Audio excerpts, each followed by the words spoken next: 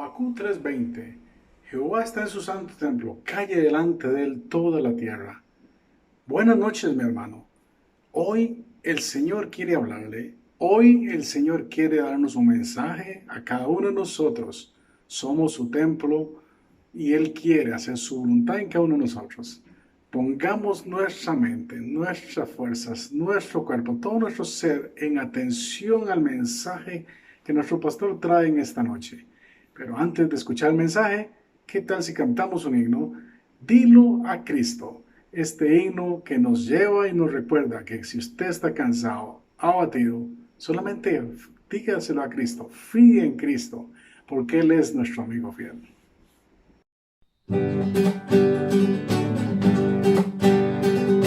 Cuando estés cansado y abatido, dilo a Cristo,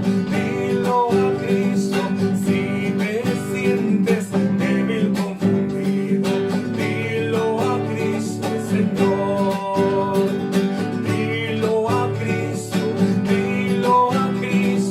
Él es tu amigo más fiel, no hay otro amigo como Cristo, dilo tan solo a Él. Cuando estés de tentación cercado, mira a Cristo, cuando rujan jueces del pecado, mira a Cristo el Señor, mira a Cristo, Él es tu amigo más fiel, no hay otro amigo como Cristo, dilo tan solo a Él. Cuando llegue la final jornada, fía en Cristo, te dará al cielo blanca entrada, fía en Cristo el Señor, fía en Cristo, Él es tu amigo más fiel, no hay otro amigo como Cristo, dilo tan solo a Él.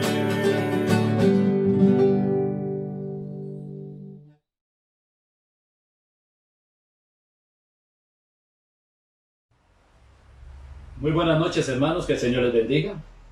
Gracias al Señor por darnos la oportunidad de reunirnos una vez más en su nombre a través de este estilo de cultos online.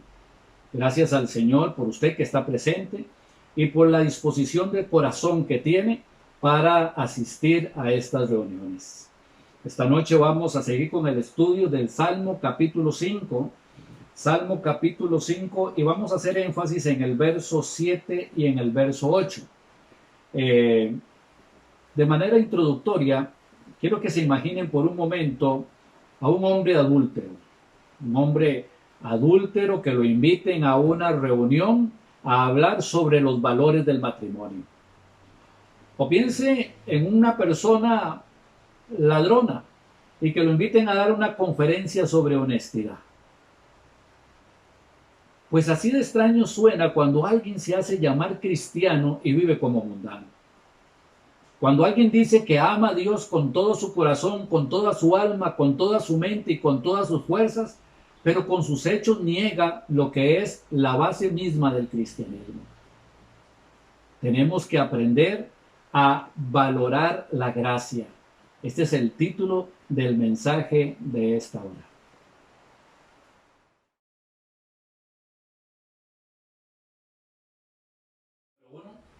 Abundancia de tu misericordia. Vamos a leer Salmo capítulo 5, el versículo 7. Mas yo por la abundancia de tu misericordia entraré en tu casa, adoraré hacia tu santo templo en tu templo. Entendemos que la palabra del Señor nos dice que el pecador está destituido de la gloria de Dios por causa de sus pecados. Un Dios santo, un Dios santísimo, no puede convivir con el pecado. Dios no quiere que ninguno se pierda, que todos procedan al arrepentimiento, Pero eso no es una licencia para que el pecador pueda acercarse a Dios en la inmundicia de su pecado. Dios no lo va a aceptar así, ni siquiera en oración. Dice la palabra de Dios que la oración del impío es abominable delante de Dios. Cuando una persona está muerta en sus delitos y pecados, en este momento está destituido de la gracia de Dios. Ahora, dice la Biblia que cuando abundó el pecado, que ciertamente ha abundado grandemente en nuestra vida a lo largo de los años. Sabemos que hemos pecado muchas veces y de muchas maneras, y nos acordaremos de unos pecados y de otros no, pero Dios no se olvida de ninguno.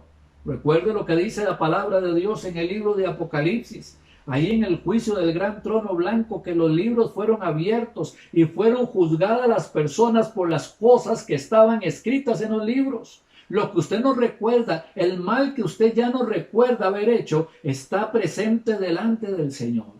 Así que cuando abunda el pecado, como abunda en nuestras vidas o como abundó en nuestras vidas, dice la palabra de Dios que sobreabundó la gracia. ¿Y de qué manera sobreabundó la gracia? Sobreabundó cuando el Señor Jesucristo se despojó a sí mismo y tomó forma de siervo, hecho semejante a los hombres. Y estando en la condición de hombre, se humilló a sí mismo, haciéndose obediente hasta la muerte y muerte de cruz. Él murió como el Cordero de Dios que quita el pecado del mundo. Sobreabunda la gracia, porque el Señor Jesús, inocente, impecable y puro, estaba cargando con los pecados de la humanidad, con sus pecados y con mis pecados. Abunda la gracia, y el Señor Jesús recibe el castigo de sus pecados y de mis pecados. Sobreabunda la gracia, y el Señor Jesús muere en la cruz del Calvario, porque la paga del pecado es muerte, y entonces Él muere nuestra muerte para poder comunicarnos la vida eterna. Sobreabunda la gracia, y mire cómo sigue sobreabundando la gracia de Dios, maravillosa, porque en el momento en que un pecador recibe a Cristo como su único y suficiente Salvador y el Señor de su vida, pasa a ser hijo de Dios. Y sigue sobreabundando la gracia, porque se transforma en el templo del Espíritu Santo, se transforma en el templo de Dios. El Padre habita en el corazón de ese individuo, el Hijo habita en el corazón de ese individuo, el Espíritu Santo habita en el corazón de ese cristiano.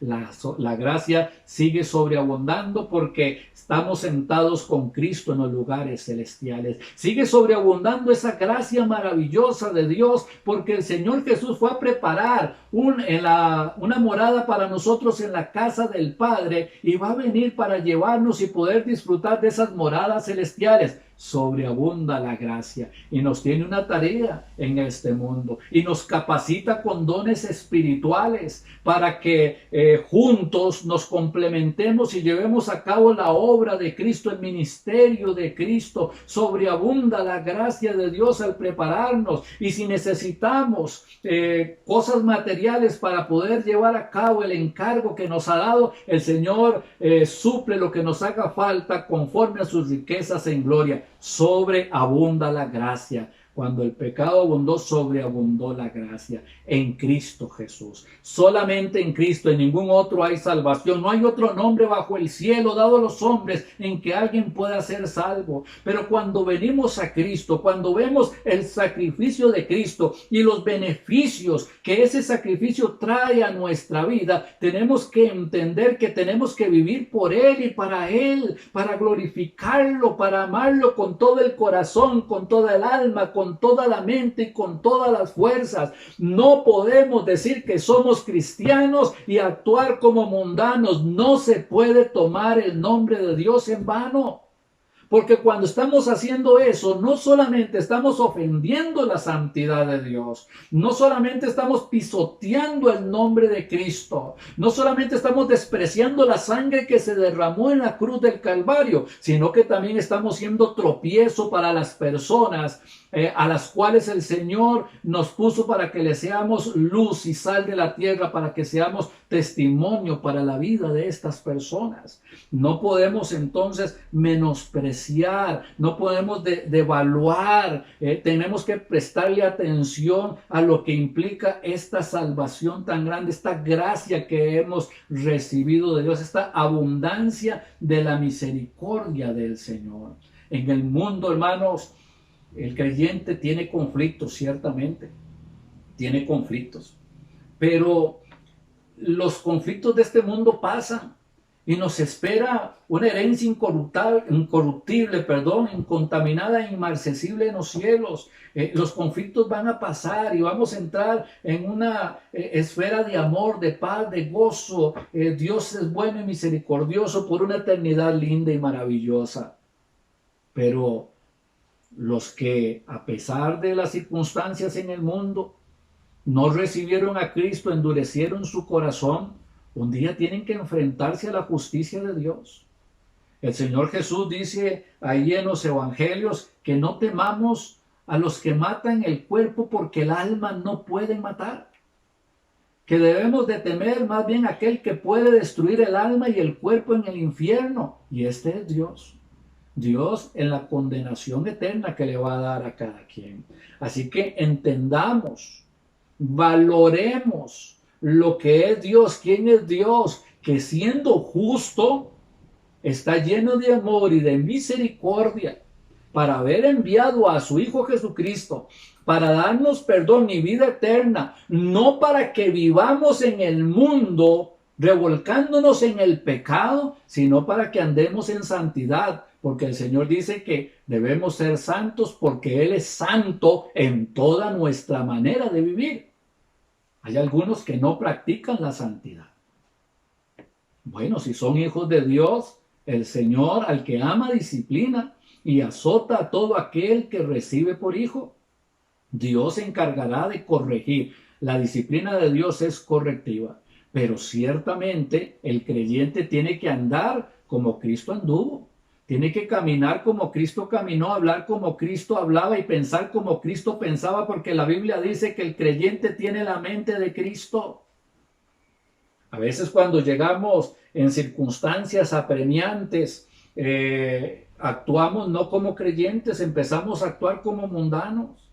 Esto no está bien. Cada oportunidad que tenemos es en una prueba. Cada oportunidad, cada prueba se vuelve una oportunidad, más bien es lo que quiero decirles. Cada prueba se vuelve una oportunidad.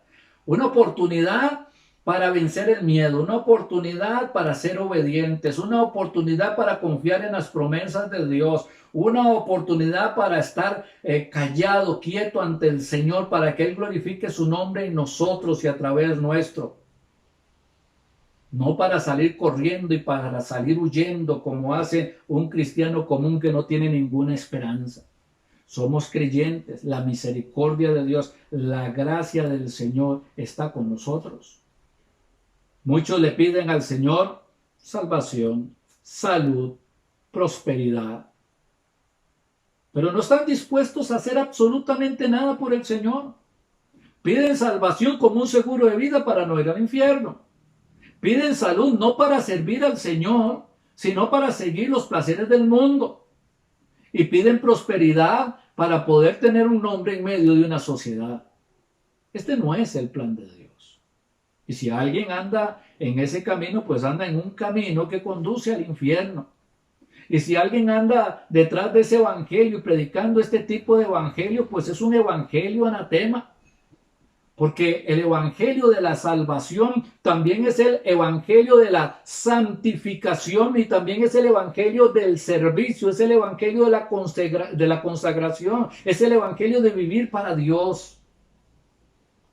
Es el evangelio que también tiene promesas eternas y maravillosas. Así que, mas yo por la abundancia de tu misericordia, entraré en tu casa, no por los méritos propios, porque la salvación no es por obra para que nadie se gloríe, por los méritos de Cristo en la cruz del Calvario y por haber resucitado de entre los muertos, podemos entrar a la casa de Dios. Hoy en el presente podemos entrar al cielo, al trono de la misericordia y de la gracia, a través de la oración. A través de la oración, nuestro espíritu se comunica con el Espíritu Santo, entramos a la presencia del Señor Todopoderoso. El día que este cuerpo ya deje de funcionar, entraremos a la presencia de Dios también con nuestra alma. Y cuando el Señor venga por su iglesia y dé la orden, este cuerpo resucitará glorificado y también entrará en la presencia de Dios, espíritu, alma y cuerpo, glorificando a Dios allá por la eternidad. Tenemos que considerar cuál es el precio que fue pagado, cuál es la gracia del Señor para que podamos disfrutar de estas bendiciones. Se sabe de personas que han recibido herencias cuantiosas. Sus padres trabajaron y lograron amasar una fortuna que luego heredaron a sus hijos cuando murieron. Pero estos hijos actuaron con poca o ninguna sabiduría y al poco tiempo ya no tenían nada. Simple y sencillamente no valoraron lo que tenían porque no les costó. Nosotros, hermanos, no nos cuesta nada la salvación. Y no podemos hacer absolutamente nada para ser salvos. Pero eso no nos da un permiso para menospreciar o para despreciar esta salvación tan grande. Recuerden que la palabra del Señor lo dice, que no podemos descuidar esta salvación tan grande, que tenemos que darle cuentas al Señor por esto. Valoremos la salvación. Entendamos que Dios tiene un propósito para que podamos glorificar su santo y maravilloso nombre.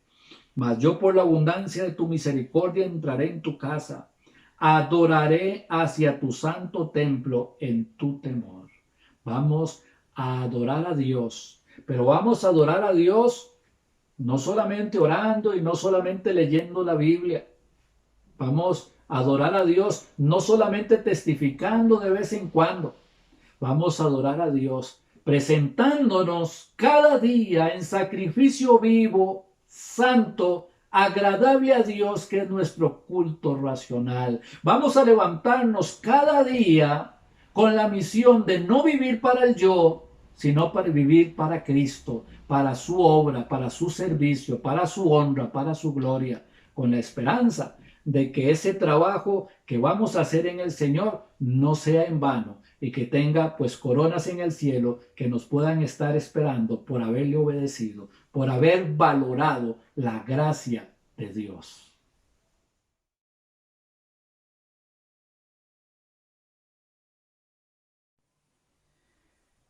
El segundo punto de esta noche es guíame, Jehová.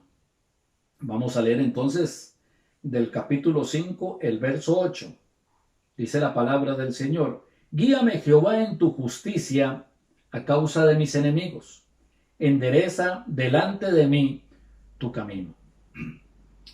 No es lo mismo pedirle al Señor que bendiga mis caminos que enderece delante de mí su camino. ¿Por qué? Porque los caminos de Dios y los caminos del hombre son diferentes. La Biblia lo enseña ahí también en el libro de los Salmos, que la mente de Dios y los caminos de Dios son superiores a los nuestros. No estamos en este mundo como creyentes para seguir el camino del hombre. El camino del hombre es un camino idólatra, es un camino de adoración al yo, es un camino que anda buscando los placeres de este mundo. Recordamos ahí el texto de Primera de Juan: no améis al mundo ni las cosas que están en el mundo. Ese es el camino que sigue el hombre. Esa es la meta. Mira hacia el frente y ve lo que el mundo le ofrece y lo ama. Lo analiza, lo mira con sus ojos, lo codicia con su corazón. Ese es el camino del hombre. Pero el camino del creyente es diferente al camino del hombre. Porque la mirada del creyente no está puesta en las cosas del mundo, en los deseos de la carne, en los deseos de los ojos y la vanagloria de la vida. La mirada del creyente está puesta en las cosas de arriba, no en las de la tierra. La mirada del creyente está puesta en Jesús, autor y consumador de la fe. Así que el camino del mundo, el camino del hombre común, del hombre sin Cristo, es diferente al camino de un creyente. Sobre todo porque el camino del creyente, el único camino del creyente, el único camino por el cual puede transitar el creyente es el mismo Jesucristo. Recuerden lo que dice la palabra de Dios ahí en el libro de Juan capítulo 14. Yo soy el camino y la verdad y la vida, y nadie viene al Padre sino por mí. A través de Jesucristo tenemos una meta que alcanzar: llegar al Padre.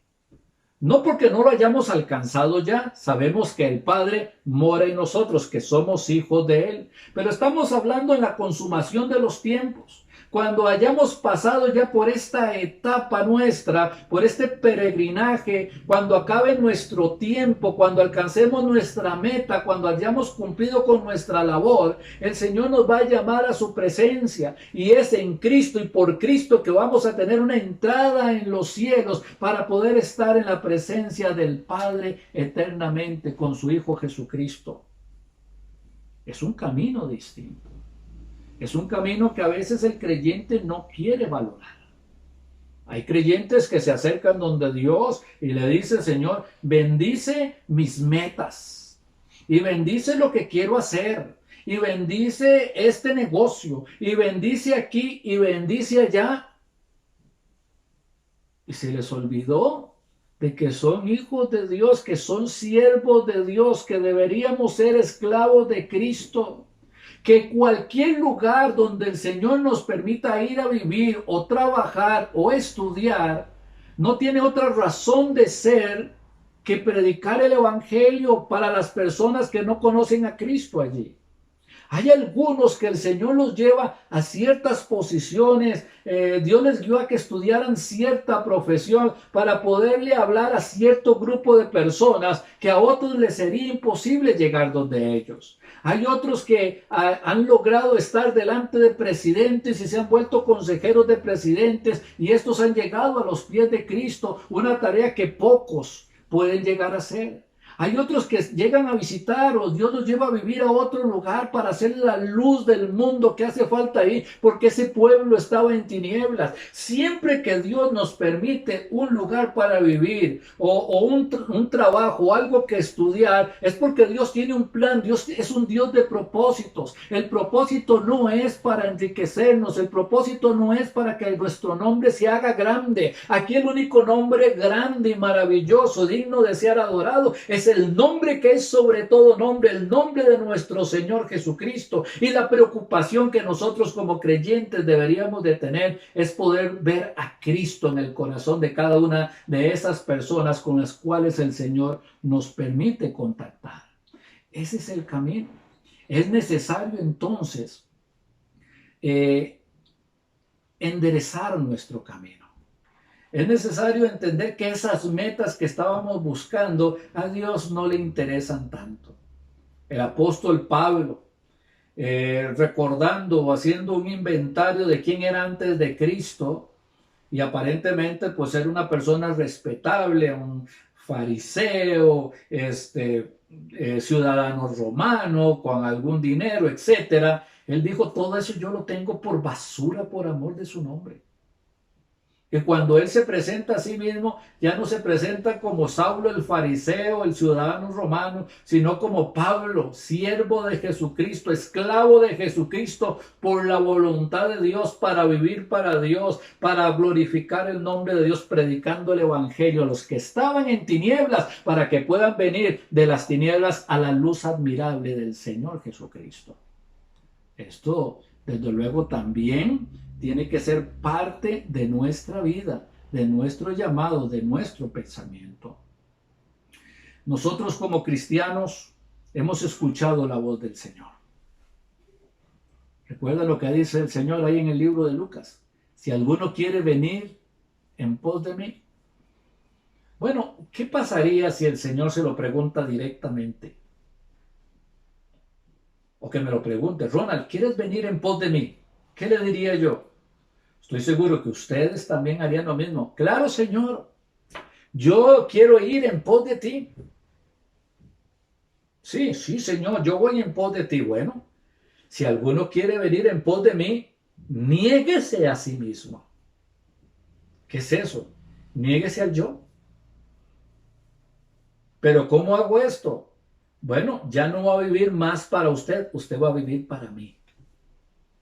Pablo lo entendió y dijo, con Cristo estoy juntamente crucificado. Ya no vivo yo, Cristo vive en mí. Y lo que ahora vivo en la carne, lo vivo en la fe del Hijo de Dios, el cual me amó y se entregó a sí mismo por mí. Pues de igual manera nosotros tenemos que morir al yo. Si alguno quiere venir en pos de mí, niéguese a sí mismo. Tome su cruz cada día y sígame.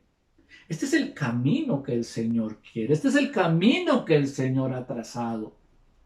¿Sí?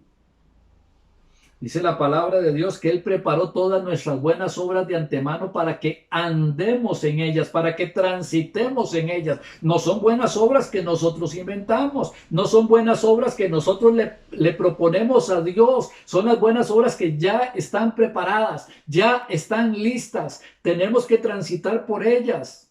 Es el camino que el Señor Jesucristo ha transitado y nosotros lo seguimos. Él es el buen pastor, nosotros las ovejas. Por donde Cristo pasa, yo paso. Por el camino que Cristo va, yo voy. Por la senda que Cristo va, yo voy. Y si el valle es de sombras de muerte, pues pongo mi mirada en Cristo, no en las circunstancias, porque sé que voy a salir a delicados pastos, porque el Señor me lo ha prometido y por ahí voy. Este es el camino que Dios ha determinado desde antes, lo ha preparado desde antes. No inventamos caminos paralelos. Cualquier camino paralelo, cualquier atajo solamente trae destrucción, aflicción y dolor a un cristiano. Solamente hay gozo y paz, aún en medio de la tribulación, cuando estamos siguiendo el camino, cuando estamos siguiendo las pisadas del Maestro. Este es el camino que el Señor quiere que recorramos. Y el Señor, y aquí el salmista, está diciendo, Señor, endereza delante de mí tu camino. Ayúdame, Señor, a no desviarme de tu camino, de tus planes, de tu perfección, de tu llamamiento, de quien debo ser. Dice la palabra de Dios, entonces guíame, Jehová, en tu justicia a causa de mis enemigos. ¿Sabe qué nos puede desviar del camino? Esos falsos amigos. Hay algunos amigos maldosos. Son más bien enviados por Satanás para tratar de destruir el testimonio, la vida del creyente. Y estos insisten, vamos a la fiesta donde no tenemos que ir, para presentarle a la mujer o al hombre que no hay que conocer, para proponer tratos que no se deberían de escuchar, para desviarnos de las metas que el Señor puso para buscar una meta mundana. Estos falsos amigos son enemigos. Es más fácil que Satanás se vista como un falso amigo que como alguien que venga a confrontarlo. Claro que hay confrontadores. Pero estos enemigos hay que cuidarse de ellos. Guíame, Jehová, en tu justicia a causa de mis enemigos, a causa de los que me quieran engañar, a causa de los que me quieran hacer tropezar, a causa de aquellos que quieran que pierda el testimonio. Guíame, guárdame, protégeme, Señor. Y si me he desviado, endereza delante de mí tu camino. ¿Cómo está su camino, hermano? ¿Cómo está transitando? ¿Dónde están sus metas? ¿A quién están siguiendo? ¿Cuál es el propósito? Pídale al Señor, pidámosle al Señor que enderece nuestro camino para servirlo a Él, para glorificar su nombre. Todo esto tiene el precio que solo el Señor Jesús pudo pagar. Entendamos, valoremos la gracia de Dios y cómo tenemos que vivirla en este mundo.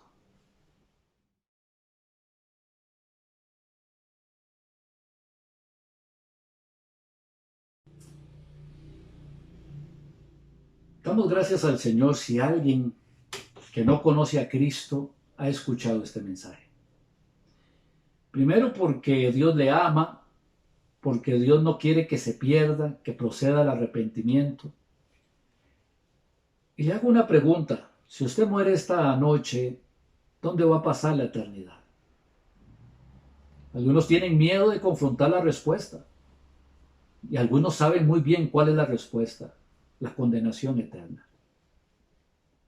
Dios no quiere que usted se condene. Y por eso envió a su Hijo Jesús a morir en la cruz del Calvario, para que esta gracia de la cual acabamos de predicar se aplique también a su vida. Dios quiere que usted sea salvo, que usted sea su hijo. Dios quiere habitar en su corazón. Dios quiere prepararle también una morada celestial para que usted la pueda disfrutar. Dios quiere llamarlo para que usted le sirva, para que sea útil en el reino de Dios. Dios quiere y le promete también a todos sus hijos que hay una herencia maravillosa que les espera. Pero para esto hay que venir y entregarle el corazón a Cristo. Hay que venir con un corazón arrepentido, quebrantado delante de Dios. Hay que venir y pedirle perdón a Dios, buscar su misericordia, abrirle el corazón a Cristo y recibir al Señor Jesucristo como Salvador. Hoy es día de salvación, hoy es día de su salvación. Ábrale su corazón a Cristo. Entréguele su corazón a Cristo. Oremos juntos. Déjeme guiarle con esta oración para que usted presente su corazón delante de Dios y al terminarlo, usted pueda ser un hijo de Dios. ¿Quiere recibir a Cristo? No es la oración la que le va a hacer salvo. Es su corazón arrepentido delante de Dios, listo para recibir la gracia y el amor de Dios. ¿Quiere recibir a Cristo? Venga, oremos. Señor bendito, vengo delante de tu presencia con un corazón arrepentido. Estoy arrepentido de todo lo malo que he hecho. He pecado muchas veces y de muchas maneras, y yo te he ofendido grandemente, Señor. Oh Dios bendito, perdóname. Entiendo que Cristo murió por mí en la cruz del Calvario. Entiendo que la sangre de Jesucristo derramada en la cruz del Calvario me limpia de todos mis pecados. Por eso vengo a ti, a buscar tu misericordia. Te pido perdón y te pido, Señor, que me laves, que me limpies. Y en este momento quiero recibir a tu Hijo Jesucristo para que sea el Salvador y el Señor de mi vida. Te lo pido en Cristo Jesús. Amén y amén. Le entregó su corazón a Cristo. ¿Es usted salvo? Dice la palabra de Dios entonces que en este momento hay una fiesta en los cielos, gloriosa fiesta en los cielos, porque usted recibió a Cristo. Como iglesia nosotros estamos llamados a acompañarle, a mostrarle con la palabra de Dios cuál es la buena voluntad de Dios, agradable y perfecta para su vida. Por favor, queremos saber de usted, queremos conocerle, queremos servirle. Querido hermano, hemos hablado de la gracia de Dios, de valorar la gracia de Dios. Le habló el Señor.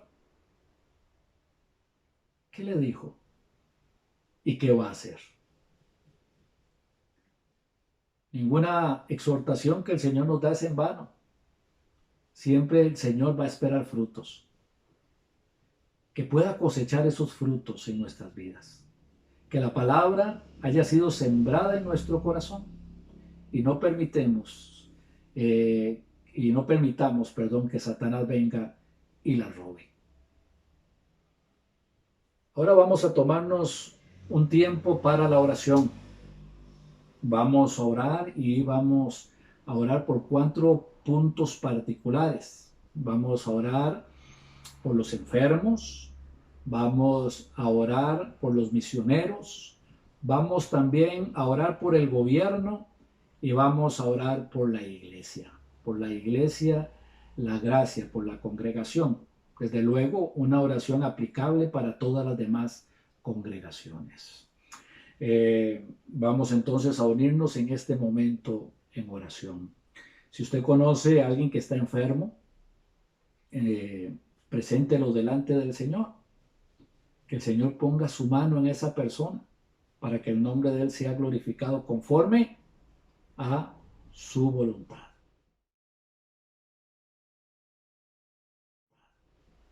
Amado Padre, En el nombre de tu Hijo Jesús, te pedimos, Padre, por los enfermos.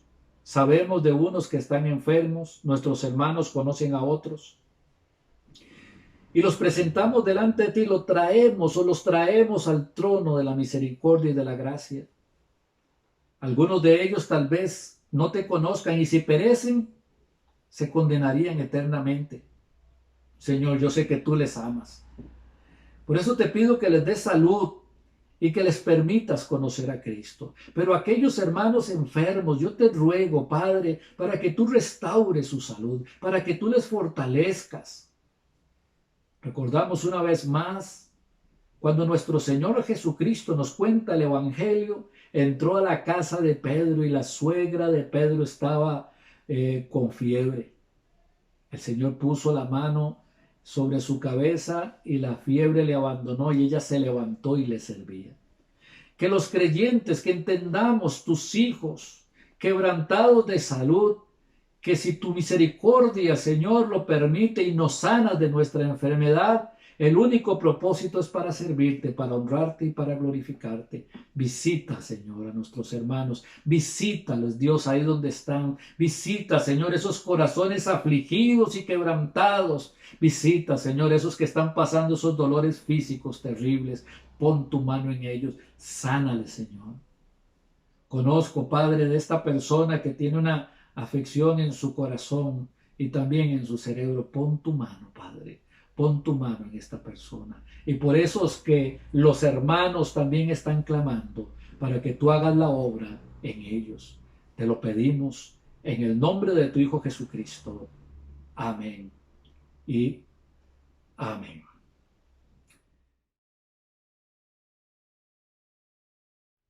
Ahora vamos a orar por los misioneros.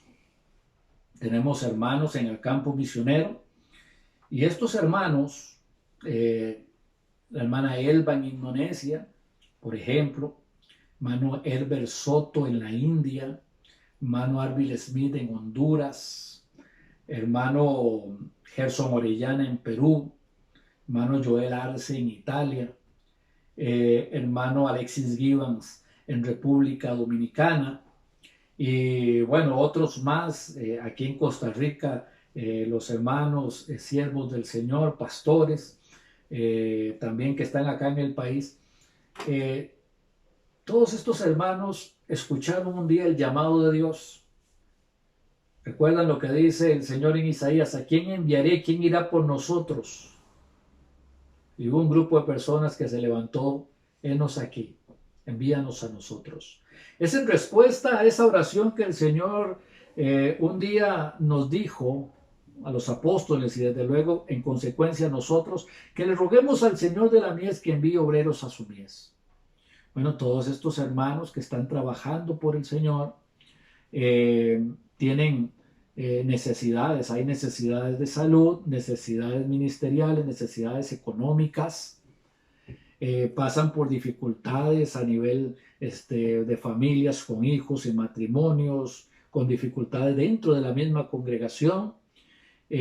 Algunos de ellos no están recibiendo ahorita el sostén porque por el asunto de la pandemia los que se habían comprometido no han podido mandarles el dinero y están pasando dificultades. Bueno, por ellos tenemos que orar. Quiero aprovechar para agradecer, hermanos, que la Iglesia, la Gracia, ha sido fiel con lo que prometió a los hermanos que la Iglesia ayuda. Con pandemia también se ha logrado darles el compromiso. La semana pasada también se les pudo depositar. Bendito sea el Señor, porque esto se puede hacer y por la fidelidad de las personas que se comprometieron en ayudar a la obra misionera también y lo están haciendo. Gracias, gracias, gracias al Señor por eso. El Señor bendice grandemente y ricamente y maravillosamente. Pero ahora vamos entonces a orar por estos misioneros para que el Señor se glorifique en ellos. Padre mío, en el nombre de Cristo, te pido por estos hermanos fieles que te aman, que están allí en medio de la lucha, en medio de la batalla, predicando el Evangelio, ganando almas, discipulando estas almas. Personas que están trabajando, Padre, y a través de estos ministerios se han levantado nuevas misiones en otros lugares distantes también. Bendícelo, Señor. Bendice sus matrimonios, bendice a sus hijos, bendice los lugares donde están trabajando, las congregaciones en las cuales están sirviendo. Dale sabiduría, dales entendimiento. Súpleles, Padre, súpleles todo lo que les haga falta, conforme a tus riquezas en gloria en Cristo Jesús, Señor nuestro, te lo pedimos. Amén y amén.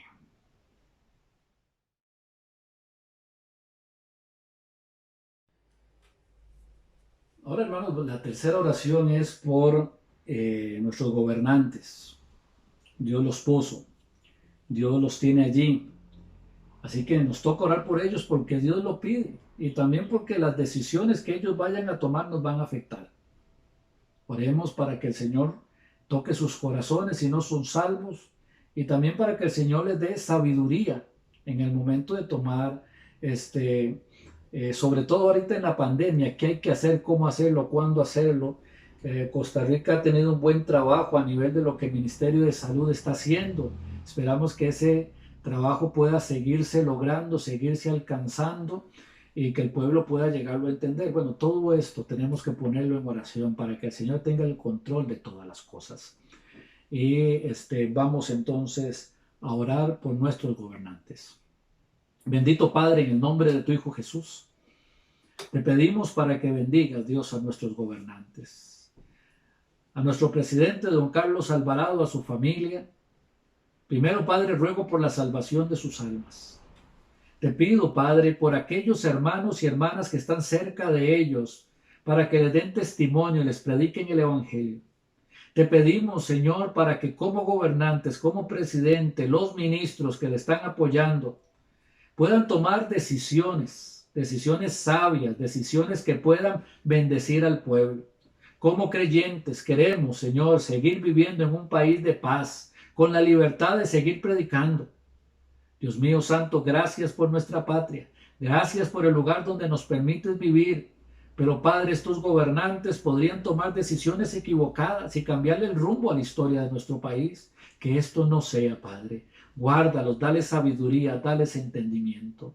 Padre, sobre la pandemia y las decisiones que tienen que tomar, guíalos. Sé, Padre, que tienen que estar analizando constantemente cómo van las cosas, viendo los números para saber qué hacer, qué no hacer, cuáles actividades se pueden abrir y cuáles no se deberían de abrir aún. Padre, lo pongo en tus manos para que tú seas glorificado. Y te lo pido en el nombre de tu Hijo Jesucristo, Padre eterno. Amén y amén.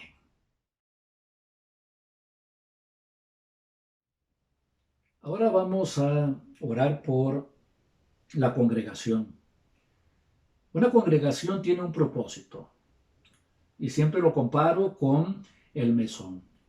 La historia del buen samaritano. El Señor Jesús es el buen samaritano que encuentra al herido y lo lleva al mesón y le pide a los mesoneros que lo cuiden.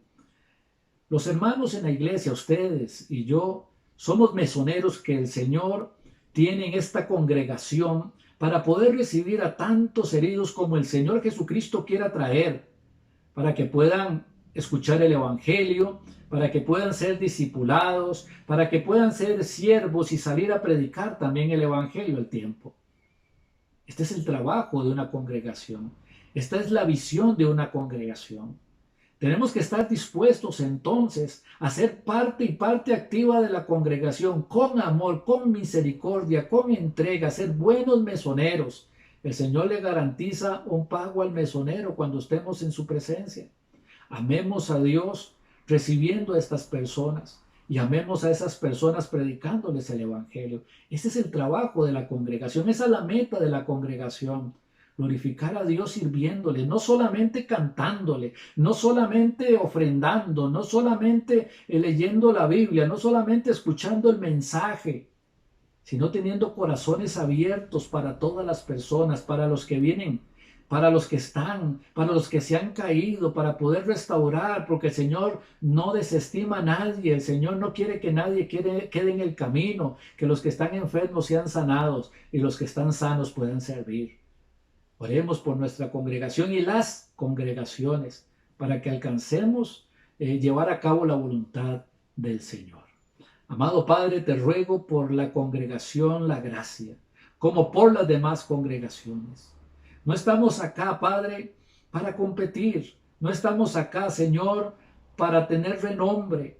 Estamos aquí única y sencillamente en la congregación porque tú en tu misericordia uniste este grupo de hermanos y de hermanas y los hiciste, Padre, uno, una congregación, un corazón conforme el corazón de Cristo para buscar lo que Cristo busca, que es amar a los pecadores, para predicarles el evangelio, para evangelizarlos, para discipularlos, para que estas personas a su tiempo puedan llegar a ser buenos mesoneros en otro tiempo. Te pedimos, Señor, para que cada hermano y cada hermana de la iglesia comprenda cuál es la responsabilidad que tiene dentro del cuerpo de Cristo, para que ponga sus dones al servicio de la congregación y se complementen todos en favor y en beneficio, Señor, de los propósitos tuyos.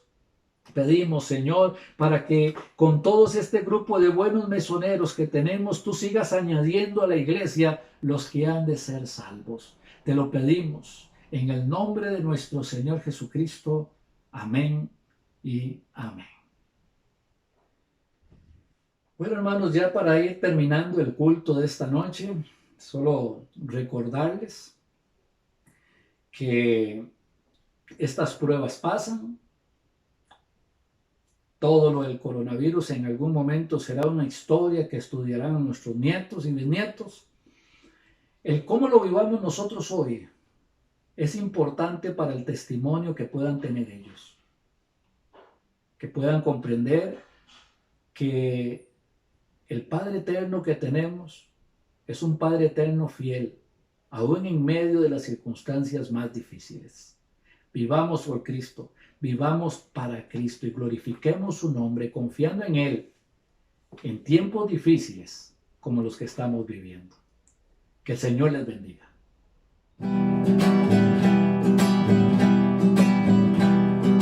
Te exaltaré, mi Dios, mi Rey, y bendeciré tu nombre eternamente, para siempre. Cada día te bendeciré y alabaré tu nombre eternamente, para siempre.